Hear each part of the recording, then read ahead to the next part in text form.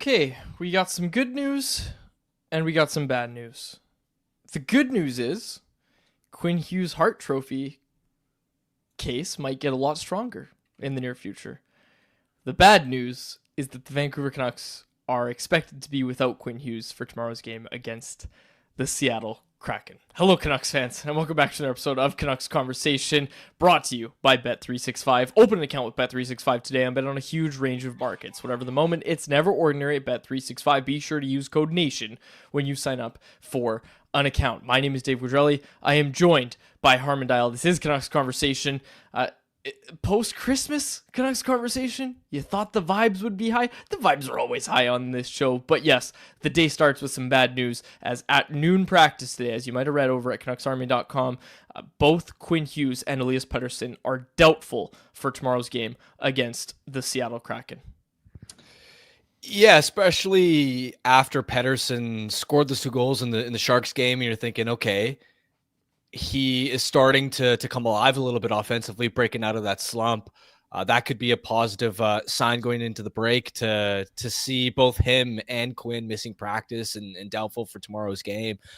It's a massive, massive blow for this team. I trust that the Canucks can defend well without them still. Like, there's a pathway where if the forwards commit to their habits away from the puck, coming deeper in the defensive zone to help out the defenseman as much as possible on breakouts, really committing to wall work, applying up ice pressure, tight gaps, just structured as a 5-man unit. I can see them holding the fort down defensively, especially if they get quality goaltending, which they have been for most of the season.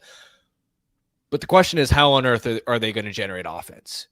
Even with Quinn and Pettersson in the lineup, you look at the last month, 14 games, the Canucks have generated shots and scoring chances at 5-on-5 at the worst rate in the NHL offensively, 32nd in both categories. Now you remove Hughes and Pettersson from that equation. I mean, it could get really ugly as far as the volume of shots and chances that they're creating in the offensive end. I think you just did a pretty good job of laying out how the Canucks can try to withstand losing Hughes and losing Pettersson, mostly Hughes. Like, let's be honest here. Hughes is the one that really hurts. Pettersson obviously hurts. He's one of this team's best players, but Quinn Hughes is this team's best player. Let's pull up the lines today from practice just to take a look at how the Canucks are expecting or are planning on kind of withstanding the loss of Hughes when it comes to their lineup. On paper, Derek Forbort moves up to the top pairing with Tyler Myers. Susie Juleson sticks get together. Eric Brandstrom and Vinny Desharnais round out the third pairing, and we saw earlier today, Guillaume Brisebois called up to the big club. Eric Brandstrom was taking reps as the quarterback on power play 1. Is that Susie is going to quarterback power play 2? We'll see. Maybe it's Myers. We'll see very soon. But this is how they're going to do it. I don't think either of us are going to sit here and say, no, it should be this guy, it should be that guy. This is a bad situation for the Canucks to be in, losing Quinn Hughes. And I think, you know what, like, reshuffle the deck chairs on the Titanic. You're not going to have a much better outcome, no matter, I think, who you put together and how you do your line combos on the back end. You have 3 third pairs. Let's call it how it is. I mean, you can say, oh, they're bumping Forbort up to the top pair. It's 3 third pairs. And I don't expect that they're going to have one pair that they lean way more heavily on. I would expect, just because they haven't trusted Brandstrom a ton lately, that maybe he's not going to eat up as many minutes. And I expect that Susie, Juleson, Forbort, Myers will get quite a few minutes and a lot of defensive zone starts. But ultimately, this is 3 third pairs, and You're just kind of looking to hold on for dear life. There's going to be a lot of pressure on the goaltending. And the key in this discussion about life without Pettersson and Hughes is how long, right? And we don't have clarity on that. But teams can go 1, 2, 3 games with a really weak lineup on paper, and they can still sometimes like band together and do the thing where they put together gritty, gutsy effort where guys are blocking a ton of shots. They're rallying for one another. You maybe get a couple of fortunate bounces in the offensive end, spectacular goaltending, your special teams are firing. And sometimes teams for 1 or 2, 3 game stretches can surprise despite a lot of key absences. The issue is that the seams will show, and you can't sustain that type of process for longer than like a week. And that's really the big concern for the Canucks, especially because they don't have really any leeway or cushion or margin for error when it comes to this playoff race. And Harm, this concept that you're talking about of Hughes creating offense, it made me laugh when you brought that up, because over the weekend, or it wasn't even the weekend, I gotta remember today's Friday, over the holiday break, I was enjoying my Christmas time with my family, but I wrote before the break and scheduled it for Christmas Day. My Christmas list, my Christmas wish list for the Canucks: get Rasmus Anderson. Don't know how it's going to happen, but put him under the tree, Santa Claus. And I wrote that. And someone replied and said, this is so out of touch. The Canucks rank here in expected goals against, and they struggle so much with expected goals for. And I didn't reply, but my answer to that is exactly. Exactly. You need those guys on the back end to jumpstart your offense the way that Quinn Hughes has all season long. And not to slag the person that responded to the article. I appreciate when people interact with my work and everything, but it highlights how much this team is going to struggle to create offense without Quinn Hughes, or what we're expecting at least. But like you said, you guard the home plate area, you do a little Vegas Golden Knights again in the bubble when you were facing the Vegas Golden Knights. You just defend really well. You don't create much offensively, but hey, you got Thatcher Demko in net. Just Vegas Golden Knights them again. Do that. And honestly, like that has to be the game plan. Has to be the game plan without Hughes. Genuinely, you're going to be trying to grind out low event hockey where nothing's really happening on either side, either end of the rink, as far as a lot of scoring chances. I'll also say this: they are fortunate in the sense that their schedule isn't too difficult as far as quality of opponents for the next little bit coming up. They've got Seattle, they've got Calgary, they've got Seattle again, then Nashville and Montreal. So teams that aren't really in the playoff hunt outside of Calgary, and even the Flames. Like, no offense, squads, they're not a good team on paper. So at least you're not like, this could have been a lot worse if this was in, let's say, mid January, where you look at the schedule and you've got games against the Capitals, the Hurricanes, Leafs, Jets, Kings, and Oilers. At least the silver lining is that this is happening during a softer part of the team's schedule. And like we talk about Seattle, like they struggle to generate offense. They don't have game breakers. Look up and down the lineup. They have depth. They have quality two-way players. They have a decent blue line, but they don't have any offensive game breakers that can penetrate the slot, that are able to break down defenses with east-west passing movement in the attacking third.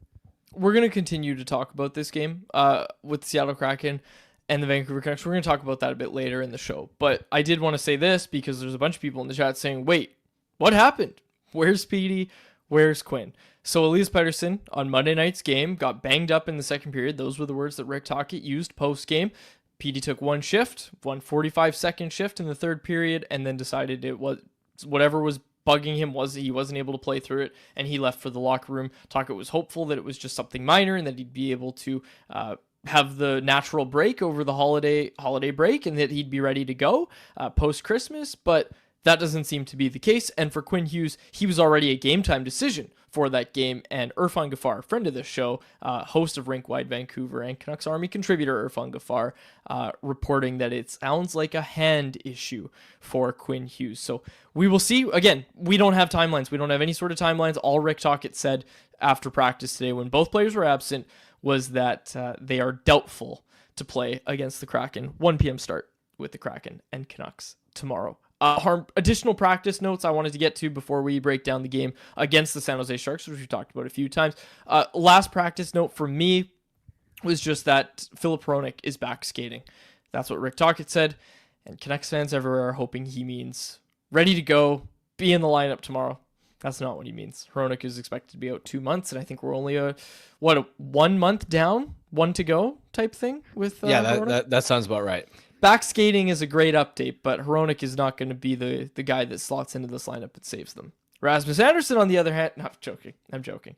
But no, Hronek back skating, definitely an update worth giving. And I believe Talk had also said Demko, the likely starter tomorrow against the Kraken. So we will see. But yes, Hronek is skating. Someone in the chat is asking. Speaking of the chat,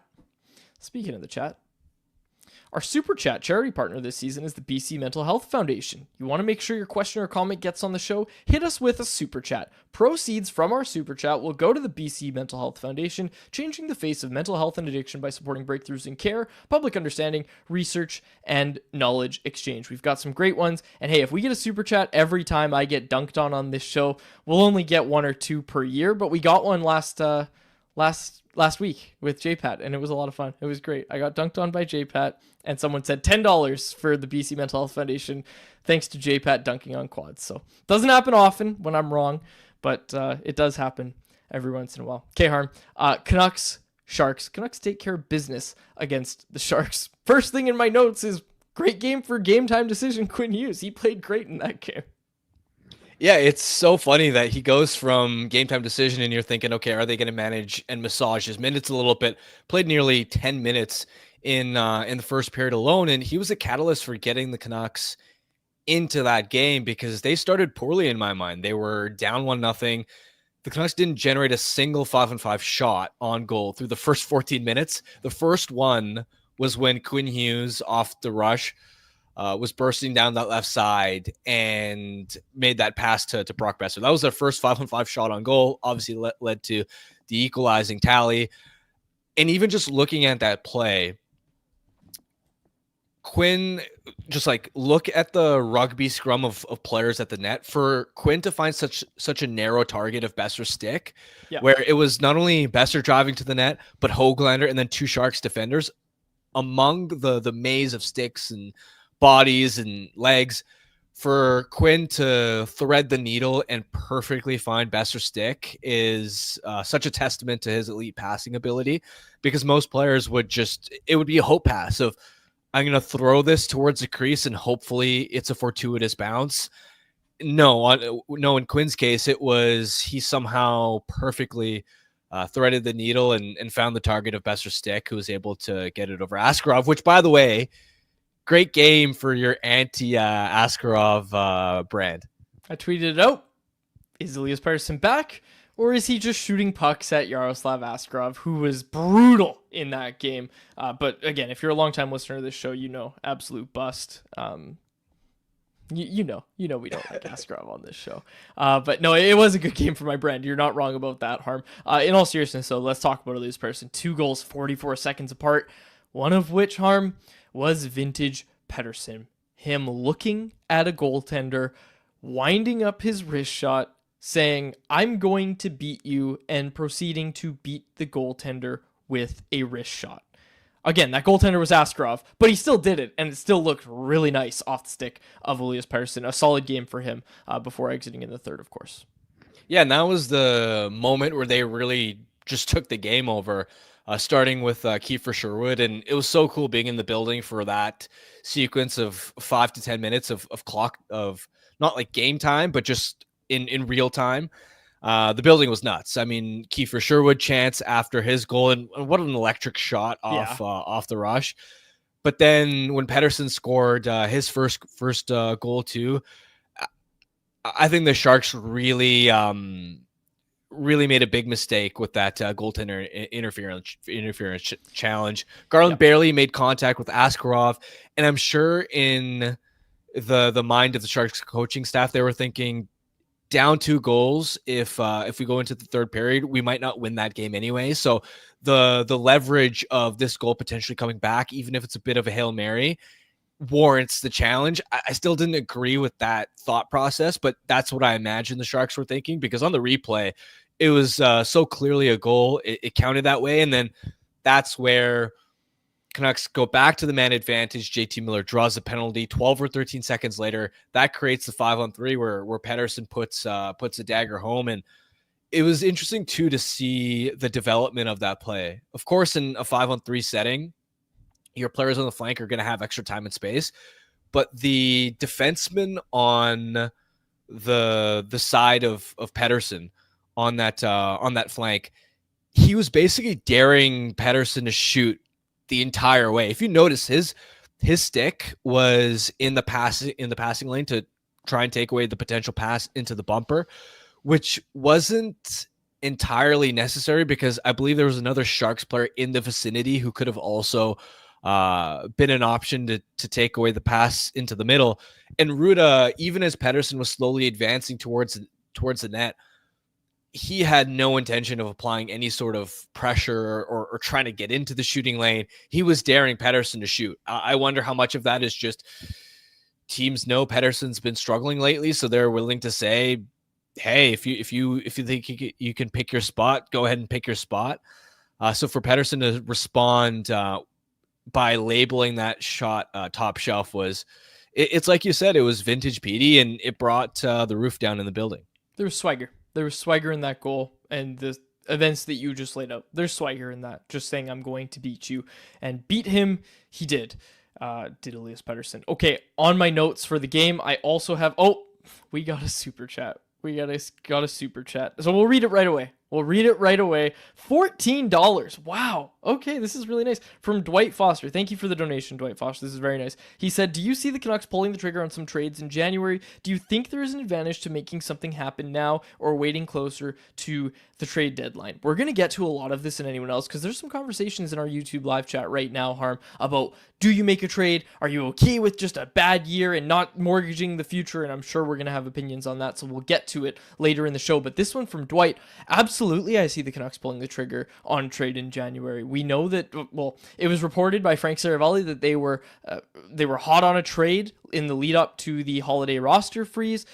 It didn't end up happening, but I struggle to believe, especially with the news today, that the Canucks are going to sit back and say, no, you know what, we're going to wait till February, we're going to wait till March. They don't do that in normal years, let alone years where they lose their captain. And again, not to make it too dramatic, we don't know how long Hughes is out for, but even with Hughes, we know that this team really needs to make that trade for the top 4 defensemen. So, yeah, I say it happens in January, me personally. Yeah, I expect there to be some level of trade activity for them in January. They're early movers. They're big believers that even if you have to pay what on paper seems like a hefty price, if it's in their mind a fair price, they don't mind moving ahead of the market and making sure that they get their guy. Exactly. So, and that's gonna be something I want to harp on a lot in anyone else, Harm. So that's a conversation I really want to have. Is just that you've got Hughes right now on this contract, and like there was someone in the chat saying, "Oh, I don't mind a down year if you don't mortgage the future." I wholeheartedly disagree. You don't have a down year when your captain is putting up a Hart Trophy season. You just don't. It's not a recipe for success. You need to compete this year. You need to make a trade to compete this year. And you need to compete over this current contract for Quinn Hughes. Look, I'm a Mariners fan. I've seen top performances get wasted. Last year, best pitching staff performance in in 40 years or whatever it was. They missed the playoffs because they have no offense. I'm a Mariners fan. Don't make me go through this again watching this team. Yeah, but I get where you're coming from, but there's also a balance where you can't make the type of trade that you're going to regret in 4 or 5 months, especially if it's for a rental. Sure, you can't absolutely. You can't push all your chips in every single year. I also don't agree with waving the white flag and saying, you know what, if this is a down year, just let it be a down year and do nothing. But it's got to be sensible, especially because if Hughes is going to miss a bit of time here and you're negotiating trades while he's out of the lineup and while Filip Hronek is out of the lineup, are you in a position to really have strong leverage in negotiations? Or are teams, sellers, especially because there's so much time in the lead up to the deadline, are they going to hold firm with sky high prices knowing that the Canucks need the defenseman more badly than the seller needing the return in the package right at this moment in early January? We'll see what people say. It's a hot topic in our chat early on. Anything else from the game that you wanted to get to? Did I mention Vinny Desharnais yet? I thought it's been a really strong few games for him. I said it after last game that we talked about. Another good game for him. Look, if you're going to be without Quinn Hughes, at least Vincent Desharnais turned his game around. Right, Harm? Yeah, that'll solve everything. Run him out 30 minutes a night. PP1, let's see it. PP1, Vinny Desharnais. Love it. No, but in all seriousness, He has played better. He has played better, and I do love the idea of net front harm. I do love it. But I have liked what I've seen from Vinny Desharnais. He had obviously that 2-on-1 that he broke up in the last game by sprawling out. That was a really nice play by Vinny Desharnais. A run of good games for Vincent Desharnais. Now, okay, anything else you wanted to get to from the game? I also wrote down that Thatcher Demko just continuing to play well. No real surprise there. They're going to need him to do the same if he starts against the Kraken tomorrow. Really liked what I saw from Thatcher Demko. Anything else for you, Harm? Yeah, not much to add. Okay, then we already did our practice notes, so let's get to tomorrow's game against the Seattle Kraken. Harm, the Kraken can we say it was before the holiday break, but the Kraken in a bit of a free fall. Doesn't look like they're going to be in any sort of playoff contention this year. They aren't the best team. You just kind of outlined it earlier in the show that the key to victory is to grind it out and then hope that, your power play takes over, or hope that you get some sort of offensive spurt. While, put it this way, all you have to do is withstand the Kraken's mediocre offense and hope that your, what is now probably going to be mediocre offense, gets the first goal of the game, and then just kind of goes from there. That's all you have to hope for. Yeah, absolutely. It's been disappointing in Seattle seeing a guy like Matty Beniers, right? So many players take that big step forward in year 3 in the NHL, right? They have the strong rookie year, they have the sophomore slump like Beniers did, and then in year 3 they really pop off, right? I think about Lucas Raymond is another prime example of player who last year was his 3rd year. He had the sophomore slump and then popped off with 70 plus points, and Beniers only has 4 goals and 18 points in 36 games, right? So when you're not getting first line caliber production from a number 2 overall pick like that, it's going to weigh on you, because this Kraken team, yeah, they have depth throughout the forward lineup, but they just don't have any game breakers. They don't have any stars who can tilt the needle. And the other interesting thing with the Kraken is last year they were, I believe, the only team that ranked top 10 in the NHL for fewest goals against per game that didn't make the playoffs. And yet their goals against has also slipped. They're also, I believe, either in the somewhere in the early 20s as far as where they are ranked in goals against as well. So they're not particularly tight defensively like they were last year either. They're just mediocre across the board, and that's why, again, when I look at the Canucks potentially going into tomorrow's game without Pettersson and Hughes, yeah, it's an ugly look from the Canucks perspective, but it's still a very winnable contest. Yeah, absolutely. Let's put it this way. I'd rather face the Seattle Kraken than the Calgary Flames right now. And not to make this a Calgary Flames bit, but look, like, the Flames are going to enter that game, if Hughes is still out, Flames are going to enter that game with a better defense core than the Canucks. Their forward core is obviously going to be a bit of a coin flip, but we know the Canucks are going to need Quinn Hughes to help create some offense. So, again, what are we comparing here? I would rather face the Seattle Kraken than the Calgary Flames without Quinn Hughes. Not to turn this into a Flames thing. Not doing it this early in the week. Also, it's Friday. I can't believe it's Friday. Maybe I can do it. Maybe I can turn this into a Flames thing. But no, we're not going to. We're not going to turn it into that. We're going to talk about the Flames on Monday. So I'll get my fix in. I just look at this Seattle team and wonder where they're going to go. I know most Canucks fans don't really care. I care as someone who cares about the sport of hockey and just an observer. I do worry about hockey in Seattle. I worry about not planting your flag soon enough. You have the years where you're an expansion team and it's a novelty. So all those fans who haven't seen hockey before are like, oh my gosh, of course we'll buy season tickets. Of course we'll go see some Kraken games. But that wears off. And when you don't win games, that can wear off sooner. And when you don't have a marketable star, that wears off sooner. And at this point, like, all of those things combined are happening to the Seattle Kraken. I am a bit worried about the state of hockey in Seattle. And again, there's those whispers about the Sonics coming back and what would that mean for the Kraken? All of a sudden you have something else where, there's not much disposable income to go around and you're trying to fight with the NBA for it. That makes it that much harder when it comes to fall and winter sports. It's going to be interesting, but I am a bit worried about the Seattle Kraken, to be honest with you. They almost deserve that fate with the offseason they had too. I mean, everybody looked at that Chandler Stevenson contract and went, what are the Kraken doing? That's an absolute train wreck of a deal to sign at that price. And it's aging predictably. I mean, his point totals aren't terrible, but when you look at his two-way results, he's been one of the worst play drivers in the NHL. And like that might be a contender in a couple of years for one of the worst contracts in the NHL, if it already isn't in that conversation today. So the Kraken kind of deserve this with the way that they haven't been able to weaponize. Like, what the biggest advantage as an expansion team is, you have essentially a clear cap sheet when you begin. You're not held back by any bad contracts.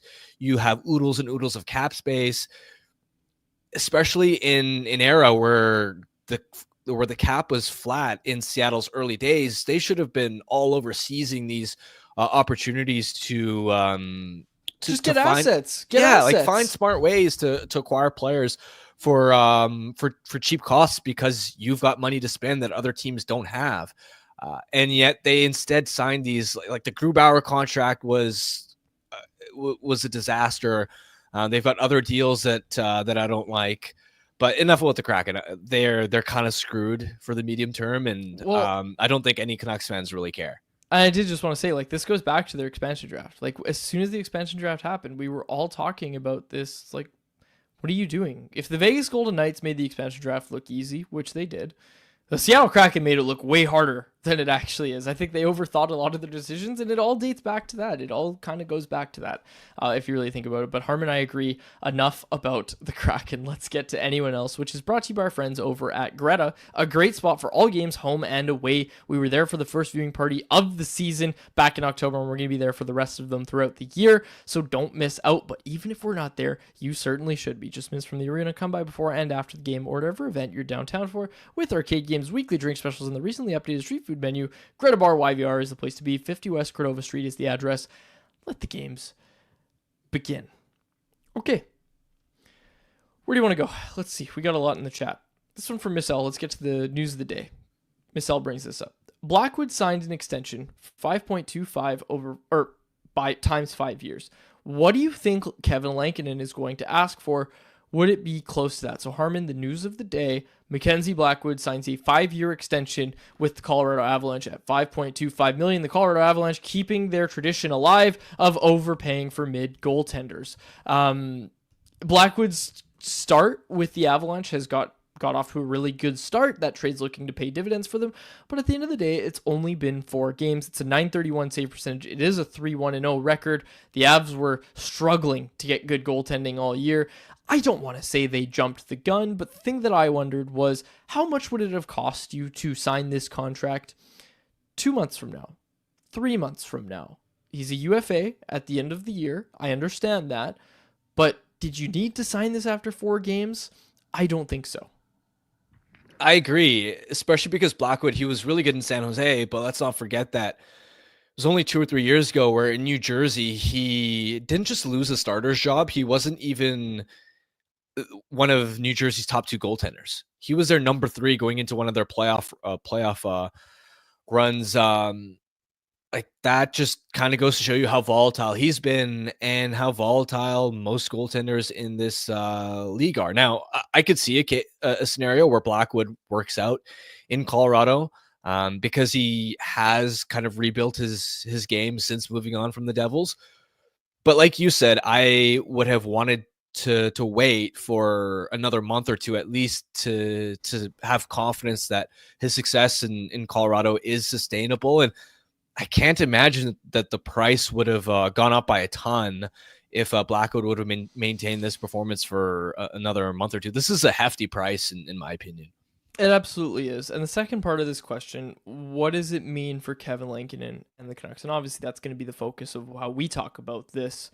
Lankinen, a year older than Blackwood, similar results throughout their career. Lankinen's been a better goaltender longer than Blackwood has. This is a smaller sample size for Blackwood, and I know Lankinen's save percentage on paper isn't necessarily pretty at a .907 right now, but look, I know everybody loves their counting stats. If you've watched Kevin Lankinen this season, you know that he's as good of a goaltender, if not better, than what Mackenzie Blackwood is right now. So use this, I don't want to say as a starting point, because I think what this does harm is we've seen what Linus Ullmark got. We've seen what Jeremy Swayman got. We've seen Jake Ottinger. It's this 8.25, right? Like they love this 8.25 cap hit. Okay, so that's for all-star goaltenders, right?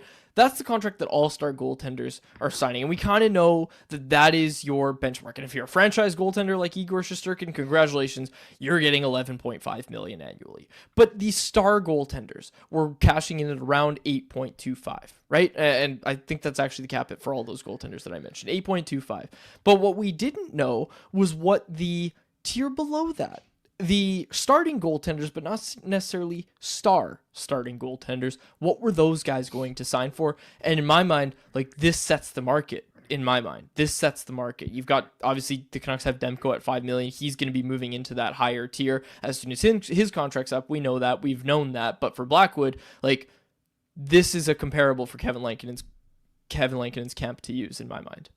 Yeah, if I'm Lankinen's camp, I'm absolutely using it as a comp. But in having said that, even though the resumes are similar, I'd be surprised if Lankinen commands that type of contract. Right? Are you really going to go from one season? You couldn't really score a multi-year deal with any type of significant cap hit on it to the point where you had to take a 1-year sub $1 million contract to one summer later, the team's going to give you like a 5x5. It's not impossible, but I would be surprised, especially because I think Blackwood has a stronger pedigree. Like, coming up, he was viewed as a really promising up and coming goaltender. A lot of people thought like future of Team Canada type starter, is in some part because the Canadian goaltending pipeline is weak, but also just because Mackenzie Blackwood was a legitimately highly touted prospect. And he has a longer track record of having been a starter. He was a starter for quite a while in New Jersey. Of course, there were some ups and downs in that. But then he was also a full-time starter last year for San Jose. He was a full-time starter this year for San Jose. Whereas when I look at Kevin Lankinen, he's never played more than 40 games in a single season. So the way teams may view Lankinen is he never had the type of pedigree where people expected Lankinen to mold into a legit starter the way people always assume Blackwood had the talent and pedigree to do that. And B, like, before the season, he's been not just a number 2, but a traditional backup in Nashville. When you look at his games played, like, not even a 1B, like just a straight up backup. And this is the first year that he's kind of shedding that label. And I don't know if it's a long enough track record for him to really command a 5x5 contract. Maybe I'm wrong, but that's just what I think looking at the situations. What I will say is, again, if it's a comp, it doesn't necessarily mean that, well, this is what we're demanding because they're the same goaltenders, but it's a comp for goaltenders signed into the future because they didn't have anything right now. Go look at the NHL goaltender contracts in the league right now. Kevin Lankinen's camp didn't really actually have a comparable that they could point to. They have that comparable now. And again, I agree with you. I think it is less. I think it is less than what Blackwood signed for. If I'm ballparking it today, it's a 4 or 5 year deal, I think, in free agency. Maybe 3 if you bump up the cap hit a bit, but it's probably 4 years at least $4 million to start. And hey, if you're Kevin Lankinen, that means you've already done great, because what did guys like Anthony Stolarz get? What did Laurent Brossoit get this past offseason? Those cap hits start with a 2, and I'm sure Kevin Lankinen would have been happy to sign for one of those, or probably hoped that he would have gotten one of those. Obviously, he has to settle for less, but look, those guys are signed for next year. If Laurent Brossoit and Anthony Stolarz were hitting the free agent market this season, what could they command, right? And I'm not saying that those guys are going to fall off. We know Stolarz is having an excellent season in Toronto, but if you're Kevin Lankinen, like, you're not losing sleep over this. You know you're going to get your bag one way or another. I don't think this is going to be another situation where Lankinen's left without a seat at the table, because quite frankly, Harm, I know what you're pointing out about, backup historically, all that sort of stuff. There's a lot of teams out there kicking themselves for not signing Kevin Lankinen. Go look at the goaltending issues around the league right now. How much do you think Colorado would like to have Kevin Lankinen at the contract that he's on right now? If they did it, they'd still have their second round pick, and they'd have a lot more cap space for the next 5 years probably. So I will say that the context of everybody kicking themselves for missing out on Kevin Lankinen is probably going to drive his price up on January 1st. Big picture, I think, and this isn't necessarily to do with one specific contract in particular, but I think it's insane that we're at a point now where goaltending is more volatile than it's ever been, in the sense that how many goaltenders can you rely on and expect to give you elite or even above average play every single season? And this isn't even just like the middle of the tier goaltenders. I'm talking like a Jake Ottinger, for example, who has had some years where he's played at an all-star level, but then you look at his play last year, and he was up and down the entire season. Like Ottinger had a .905 save percentage last season and was outdueled in the Western Conference Final by Stuart Skinner. And so it's goaltending has never been more volatile, and yet teams and the market as a whole has evolved to where these guys are just making more and more. And look, I can understand why Dallas paid Ottinger that contract, because ultimately I'd still rather bank on Ottinger than the middle of the tier guys who are even more volatile. But then when you get to the Blackwood tier, like that's where really, if I'm an NHL team, I do not want to spend big term and big dollars, just because you can't trust these guys. It's one thing if Igor Shesterkin is commanding the number that he is, because okay, fair enough. He's the type of guy that you expect to be in the Vezina conversation, but the middle tier of like Blackwood, of like the Joey Decords or Lankinen now, like no way would I want to be in a position where I'm giving these guys 4 or 5 years at big cap hits. I forgot about Joey Decord. I actually forgot about that, because that is a comparable too for the Lankinen camp. And I said there was no comparables out there. Like that's a comparable for the Lankinen camp. My mistake. I forgot about Joey Decord's contract extension. My bad. How many bad goalie contracts are there in this like $5-ish million dollar range? I mean, right off the top of my head, Tristan Jarry signed a very similar contract to the one Blackwood has right now. But don't you think it's fair to say that Tristan Jarry's in a tier higher than Blackwood? Like I know he's not playing I'm saying now. Like I'm not trying to compare them as goaltenders. I'm just saying like Jarry's contract was, I think, like 5.375 times 5. Yeah. Like, and this is the point. Like, an even better, like more proven goaltender, and look at how that contract's aging. It's an awful contract. Jonas Korpisalo, in Boston, yeah. In Boston, I mean, look at like Cal Peterson. The Kings immediately gave him that contract, and obviously he's not in LA anymore, but they had to get rid of that contract. Ville Husso in Detroit, Jack Campbell, Grubauer. I mean, like the Capitals were dealing with Temper as a negative value contract before they dealt him to LA. It's just, I don't know. These I don't like giving, like, this idea of giving like okay to like decent goaltenders a lot of term and dollars, just because most of the time they age poorly. I like it. If you're watching this on YouTube, make sure you subscribe to the channel, shoot us a like on the video as well. Some good conversation here, Harm. Some good conversation about Mackenzie Blackwood early in the day. Did you have anything else you want to say? I think you put it pretty well, honestly. That it's just, and look, I always say don't overpay for goaltenders. I'm a goaltending guy. Don't overpay for goaltenders, and this to me is an overpay at the end of the day. It absolutely is, and I get it. I get it. Colorado's desperate for some goaltenders. Some steady goaltending. They're desperate for it. I get it. But man, it is a tough position to project years out. So it could work. Here's the thing. Like, I could see a scenario where Colorado is happy they signed that contract. I'm talking about just like the bigger picture trend league wide, where like goaltender or like GMs at this point are oftentimes just guessing. And you'd think, okay, if they feel like they're just guessing, that league-wide there would be a trend of teams saying, you know what, we're just not going to pay up unless you're one of these like proven top 10 goaltenders in the league. But that's not happening. Okay, Alex Ovechkin. I want to talk about him. Alex Ovechkin back at Capitals practice today. He was skating on the top line and power play one. Head coach Spencer Carberry didn't say whether he'd be playing or not. Very non-committal to him playing against the Toronto Maple Leafs tomorrow night. But Ovechkin did skate, and the way he skated at practice, on the top line, power play one, it suggests that the holiday break did OV well, and that he will be ready to return from that fractured fibula. Was it fibula or tibula? I can't remember. Something in his leg. He missed 16 games. Yeah, he missed 16 games. Get this, Harm. I don't know if you knew this. This was news to me. I wanted to point it out to you. A little tidbit. The 16 games that Alex Ovechkin just missed is the most games he's ever missed in his career. Did you know that? Wow. I didn't know that. He's never missed more games in a row than that. Most games he's ever missed. As much as we talk about the goal scoring and how fantastic he is, the Russian machine never breaks. People know that.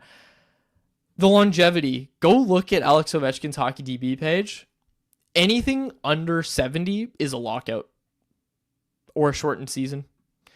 There has not been a season where Alex Ovechkin didn't play more than 72 is the lowest I can see, other than lockout years and a COVID shortened year, and the 2021 season, which was also shortened due to COVID.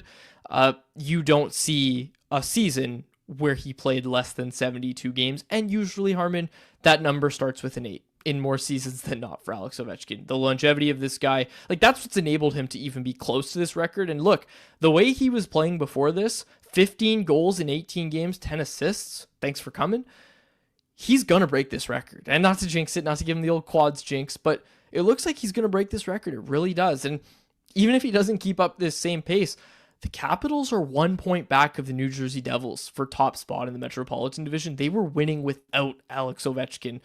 He comes back. It's turning into a Cinderella story quickly in Washington. Canucks face the Capitals on January 8th. Yeah, and the East is wide open. That's the interesting thing is, and with the league in general, you could even include the Western Conference in this conversation, is there's no overwhelmingly dominant team on paper that that anybody is scared of, right? The Florida Panthers, I think they have a gear that when it comes to a playoff style environment, they find that next level with their competitiveness, with their battle level, their physicality, that they ramp it up. And I think at that point, especially as defending cup champs, you could look at them as the best team in the NHL going into the playoffs. But they're like, every contender has holes, has flaws, has weaknesses. This isn't like when Tampa was winning its Stanley Cups, where you'd look at their team on paper and go, Jesus, they have no weaknesses. They are on paper undeniably the best team in the league. Or even Colorado when they won the cup in 2022. Contenders just don't profile like that anymore. We thought it was going to be the Rangers. Didn't we both pick Rangers for the President's Trophy, Harm? I don't know for President's Trophy. I know I picked the Devils to make the Stanley Cup final. Looking like a good take, Harm. Looking like a good take. Did you have something on the Devils, or did you just bring that up because we were talking? No. Okay. Yeah. Gotcha. Okay, so Alex Ovechkin. Yes, he comes back. That is going to be a must-watch game, if you ask me. But yes, I wanted to get that stat, that tidbit in, that the 16 games that he's missed is the most he's ever missed in his NHL career. Let's go to Detroit, where we find out once and for all, not once and for all, the Eiserman plan stinks, Harm. The Eiserman plan sucks. Steve Eiserman was answering a question today. Let's just play the clip, Jacob. Steve Eiserman speaking about his Detroit Red Wings right now. Continue to build around that, and that's what I'm going to stick to doing. And if you have a better way, you're free to share it with me. Okay? Seriously. Like I'm not like we're all, there's 32 teams. We're all looking. Everybody's at a different standard, and you look at a bunch of teams that are in the situation we're in. We're trying to get better. We're trying to expedite this thing, and we'll continue to look at it. But ultimately, we need that core of players, and understandably of young players, and that's taken a long time and longer than you or anybody else here would like, including myself. Do you feel like this roster needs a shake-up at all? Interesting answer from Stevie Y there. If you would do something differently, or what did he say? If you want to do something, if you have a better way, feel free to share it with me. Okay. JT Compher Ben Sherratt, Patrick Kane, Vlad Tarasenko, Jeff Petrie. Maybe let's start there. Maybe let's start. You didn't even mention Kopp. I didn't even mention Kopp. You're right. I didn't even mention Kopp. Let's start there, Harm. And he's right. Like, yeah, you want your young core to take a step. It's the same story in Buffalo, right? But the pro scouting has been poop. It's been bad in Detroit. It's been flat out bad. And ultimately, he's the general manager. He has to answer for that. It's been similar to the Jim Benning era with the number of bad contracts that they've piled up. Like, their cap situation is a mess. We didn't even talk about Ville Husso. Like, that's a goaltender that they bet on. That they locked. Yeah, speaking of goaltenders. Yeah, their pro scouting has been awful. They haven't been able to surround their core with young talent. And even with the core that they have right now, they have good pieces, but they don't have any stars. That's an issue as well, the lack of elite level game breakers. Okay. Kind of segues me into my World Junior conversation, because I'm sure you watched yesterday, Tom Willander tearing it up with Sweden. The guy everybody's talking about, Axel Sandin Pellikka, who, of course, A, the Canucks passed on in that draft. He ends up going 17th overall to the Detroit Red Wings. And B, the Red Wings used the pick that the Canucks sent them in the Filip Hronek trade to draft Pellikka. So, a few little Canucks tie-ins there, but he comes in with the hat trick. He looked really, really good in that game as kind of the trigger man on the power play, but who was passing him pucks, Arm? It was Tom Willander, baby. So, again, not to do victory laps, but Axel Sandin Pellikka, obviously he's a topic of this show, and I'm not going to have my opinion changed on him from a World Juniors. This is the one guy I rarely ever heard Chris talk poorly about prospects when they were in their draft year. But there was a big, fat do not draft on the Chris Faber draft board that was up on Canucks Army. It was do not draft Axel Sandin Pellikka. Chris did not like this guy, and I ride with my boy till the end. I am sticking with Chris on this one. I'm not convinced. Axel Sandin Pellikka, bust. I'll be honest, I don't have any hard ASB takes. I agreed with the Canucks decision to pass on him because he's a small offensive defenseman. Very one-dimensional. We'll see. Like, I don't have any strong ASB takes. I'm not a prospects expert. Unlike me, of course. Okay. Yeah, did you want to say anything about World Juniors? We had the recap up on Canucks Army yesterday. Sweden's back in action today. Sorminio didn't get in for Canada, but Tom Willander did. I like Tom Willander's game. Again, he's expected to be a top guy at this tournament, so I don't think we saw anything out of the ordinary or anything really worth talking about. But our prospect updates are going to be daily. Our World Junior updates are going to be daily, courtesy of Dave Hall over on CanucksArmy.com. So if you haven't read those, go check them out now. Do you have anything you want to say, World Juniors? No, I'll be honest. I don't use the World Juniors as a big measuring stick for long-term projections by any means. I mean, I remember when Casey Middlestad outperformed Elias Pettersson at the World Juniors, and that was a big narrative and topic of conversation because they were in the same draft class, and Pettersson was, of course, taken before Middlestad. We all remember Olli Juolevi, the hype for him when he was excellent as part of a dominant Finnish team at the World Juniors. That was a huge reason why the Canucks drafted him, and we all saw how that played out. I'll be honest, it's a fun tournament. It's entertaining. It's high stakes.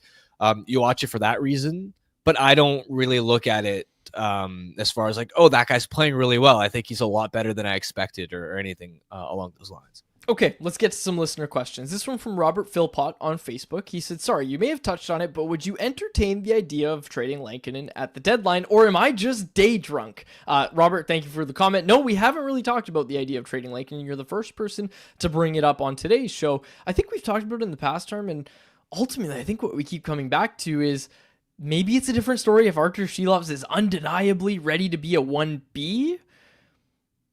Shilovs isn't ready to be a B.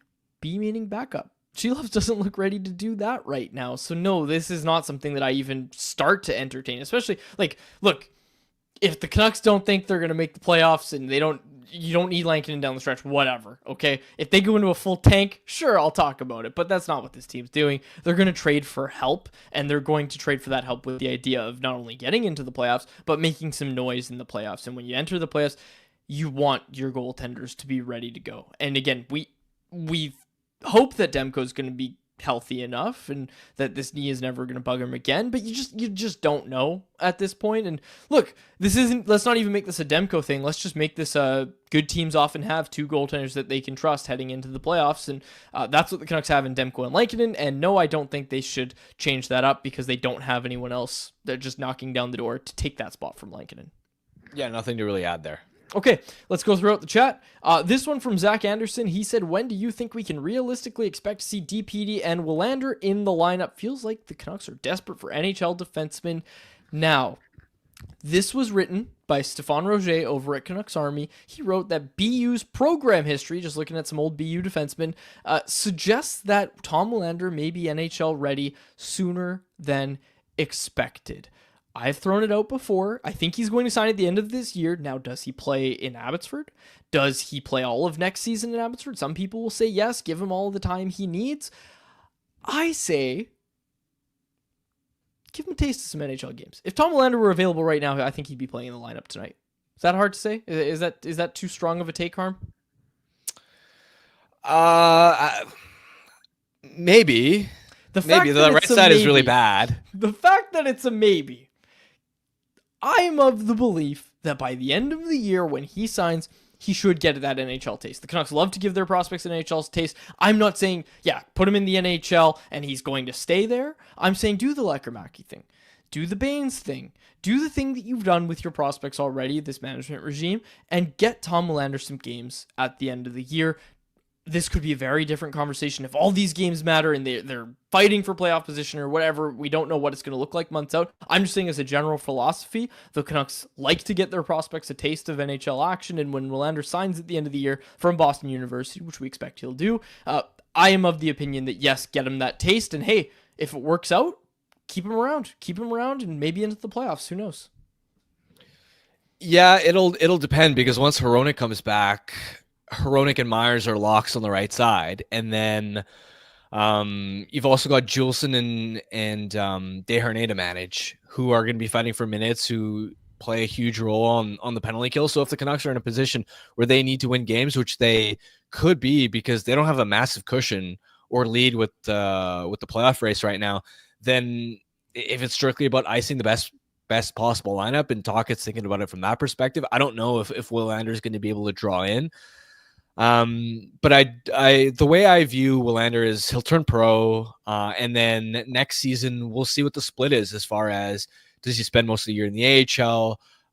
Does he get some NHL action? Is he able to take a huge step and unexpectedly out of camp make the team and play NHL games right off the hop? We'll see. My more realistic timeline for when Willander could start helping this team is at some point next season.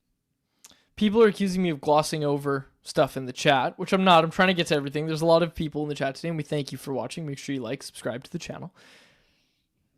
Moritz Seider. I scrolled up. I found it because people said, oh, Quad's just glazing over the Moritz Seider talk. Moritz Seider with Quinn Hughes. What's it take to get Moritz Seider out of Detroit, Harm? Is that more of an unrealistic trade target than Rasmus Anderson? 100%. Yes, and by a pretty significant amount. They're not moving Moritz Seider. Why would they move a young number one defenseman locked up long term? Like, they just signed him to a deal that takes him through the 2031 season. You know who I really like on this team? Macklin Celebrini. Get it done. Yeah. What a sharp idea. You should pitch that to Rutherford. Thanks, Harm. Appreciate it, buddy. Okay. So good. Okay, Calvin999 Charlie in the chat said, Miller better step up or else I'd trade him. When he left, Petey stepped up. In my opinion, it's Miller's time to turn up. When we talk about keys to victory against the Seattle Kraken on Saturday, one big aspect of it that we didn't really talk about was JT Miller plays a lot of minutes with Quinn Hughes. When he's away from Quinn Hughes, the results aren't as good. But that usually doesn't matter because Liz Pettersson's played well, and he's been that defensive dynamo for this team kind of all season long. It is Miller's time to shine, right? Like, again, since he's come back, he's been a bit up and down. I think there's been more downs than ups. It does feel like this is Miller's time to step up with the Kraken in town. Absolutely, especially now that he has both DeBrusk and Besser on his wings. He's got all the help he needs. He needs to drive play. He needs to be a force. The offense is really going to overwhelmingly rely on that line because you can, like, Kiefer Sherwood's a driver on that third line, and you're hoping that Connor Garland can step up on that second line, but really the heavy lifting has to be done by Miller in that top line. Okay, anything else that you wanted to say before we get to the Bet365 bet of the day? Nope. Okay, then let's get to it. And sorry, I should have mentioned Adam Voth was the one who was bringing up Moritz Seider. Adam Voth. My apologies for not reading your name. I like that. He called me out on it. Okay. Let's get to the Bet365 bet of the day. NHL slate tonight, Harm. Oh, we didn't even talk about Kaprizov. I don't know if you saw this. Kirill Kaprizov is out. That's not good. He missed the last game before the holiday break, and he is not traveling with the Minnesota Wild on this road trip. Injuries have been a big part of Kaprizov's NHL career to this point, and you're just hoping that with the season that he's been putting together, it's not good when anyone misses time, but especially like star players in the league, you never want to see those guys miss time when they're doing great things, and that's what Kaprizov was doing. So we hope that he's not out long-term or that it's not an extended absence of any sort, but he is not going to be with the Wild on this road trip. Yeah, that sucks. I mean, they were also without Philip Gustafsson for a while. Brodin, they've been hammered by injuries, and like the recent record shows it. They've been sliding for sure. Yep, and they're the thing that reminded me of that was seeing that they are plus 165 underdogs against the Dallas Stars tonight. We're not taking that one. I just wanted to mention that. Okay, who do I like? You know what? I'm just going to go with the Devils. They still got the Washington Capitals hot on their heels. The Caps just got Ovi back. The Devils want to finish top of the Metro. They take on the Carolina Hurricanes tonight. They are the home favorites at minus 135 odds. I am taking them minus 135 money line, Devils money line. That's what we're taking against the Carolina Hurricanes tonight. That was our bet of the day, brought to you by Bet365, a proud partner of Canucks Conversation. Open an account with Bet365 today and bet on a huge range of markets. Whatever the moment, it's never ordinary at Bet365. Be sure to use code NATION when you sign up for an account. Must be 19 plus to play. If you choose to play, please play responsibly. Okay, folks, it's a Friday. Hard to believe. I hope everybody had a great Christmas. We are going to be back on Monday for another show. We're not doing a show on New Year's Eve, right? Did we talk about this? Jacob, you posted a show schedule. What are we doing? I haven't posted for next week yet. So we are doing a show Monday. Okay. New Year's Eve, we are not. So the Canucks do play New Year's Eve, but I believe we were planning on taking New Year's Eve, New Year's Day off. And then Thursday, Friday next week, we'll have shows. And then back to normal the following Monday. So on Monday's show, we'll put a schedule out just to remind everybody. There you have it. Works for me. Jacob, people are asking about Family Feud. What's the status of Family Feud? Next week, so probably next Thursday when we have a show, the survey will be available in the chat. And then the Thursday after, first full week back, we'll have the next edition of Canucks Conversation Family Feud. So we're taking 2 weeks off of Family Feud. I like it. Yeah, well we haven't had need full the reset. weeks. Yeah. You guys need a bit of a reset. And also, like, we just, a show like today, we just wouldn't have had time to fit any Family Feud in. Just too much going on when we only have 2 shows a week. There it is. Love it. Okay, we'll close it out there. For my co-host Harmon Dial and our technical producer Jacob Bazar, my name is Jacob Jelly. Thanks so much for listening to this episode of Canucks Conversation. Canucks Conversation is live Monday through Friday, every weekday at 2 p.m. over on the Canucks Army YouTube channel. Make sure you like, subscribe, and interact in the YouTube live chat every day with us, folks.